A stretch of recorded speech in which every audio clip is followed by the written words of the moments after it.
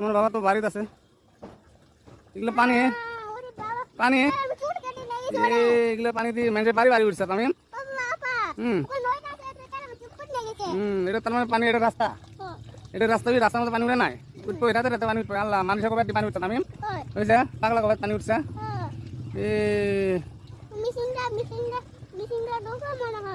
মেশিনটা ডুবে গেছে নাকি খেতে? এই জন্য মেশিন আসলো, ফোটার মেশিন আসলো না, মেশিনটা কি ডুবে গেছে নি? ও মেশিনটা বাড়িতে নিয়ে গেছে,